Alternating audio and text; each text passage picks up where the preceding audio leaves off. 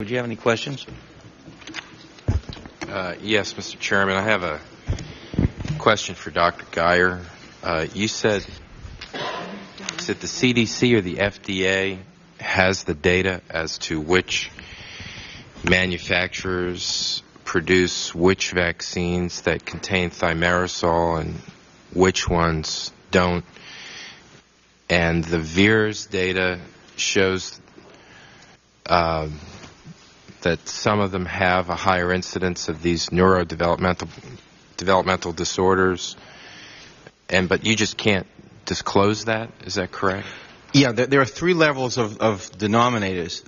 One level is how many doses of each type of vaccine were made per year, which we have and can disclose, although that seems to be not generally available, but we've managed to get it. The second one is broken down by company, which we have under agreement that we not disclose which company. So we can do a study like the one I presented and compare one with and one without, but I couldn't say such and such a company makes a vaccine and another company makes a vaccine, and the first company is 5 times worse than the second company.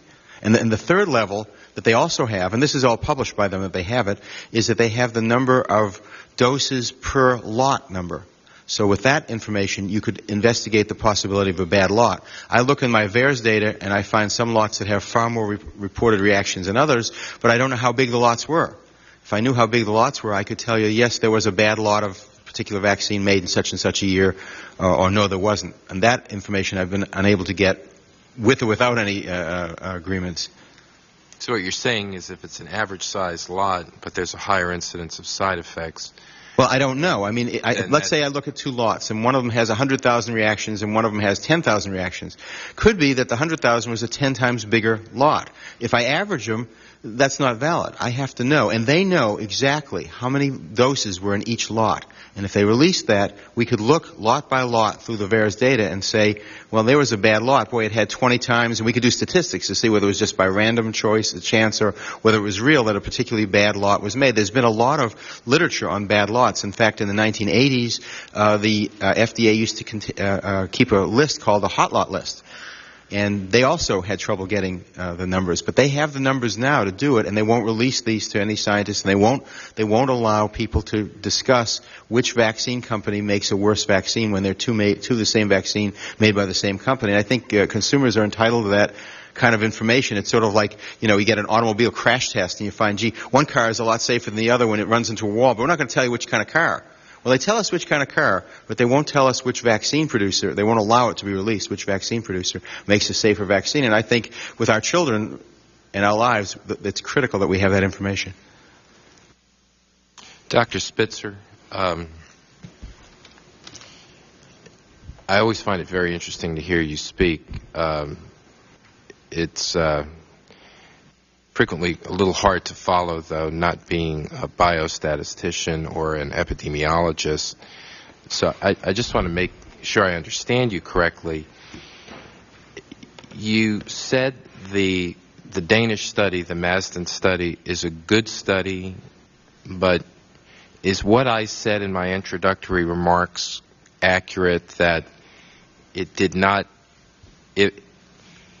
Is it the case that if MMR was causing the majority cases of autism, that the study is good, but if it's causing us a percentage less than 50%, then the study is not valid? Is that what you were basically saying? Well, what I'd like to stress is that the Madsen study, in a sense, broke a barrier in being the first properly controlled epidemiological study ever done, and new avenues which can be followed, and also had the advantage of an extraordinarily good database with the disadvantages of computer data and so on. I understood all that. Now, what I'm saying is they just didn't go far enough. First of all, with inadequate evaluation of the cases, both in terms of a small sample and in terms of how much within each case was looked at. We don't have the details of that. And secondly, I'm just saying they cannot rule out, with the decisiveness that they imply, they cannot rule out an association. They can for the totality, but they can't say there is no subgroup that conceivably could be affected. So and is it correct? it just didn't go far enough, even though it's a major advance in the study of autism epidemiologically in the last decade. Is it correct to read it and interpret that MMR does not cause the bulk of autism in Denmark? But it may cause... You can infer that if you take them as a totality and look at them that way, it's not detectable should it be happening in a subgroup. But if MMR is causing a percentage, let's say a percentage well below 50%, then that study didn't answer that question. No. Okay. Can I follow up on that, please? Would you gentlemen yield? I'd be happy to yield. In layman's terms, so that everybody understands, you're saying that it could cause 10%, 20% of the autism cases, 30%? Is that right? When you get up to 30%, it's up. But 20% or below is a concern. Okay, well, see, that's something that a lot of us you went right over our heads with all those statistics. But you're saying that it's possible that 20% of the autistic cases could be as a result of the MMR vaccine. Yes, cannot be rolled out by this study. Thank you. I'd use the figure 10% to be conservative rather than 20, although it could be 20, but 10% is what we tested hypothetically and I'd like to speak to. 10% is still a considerable number.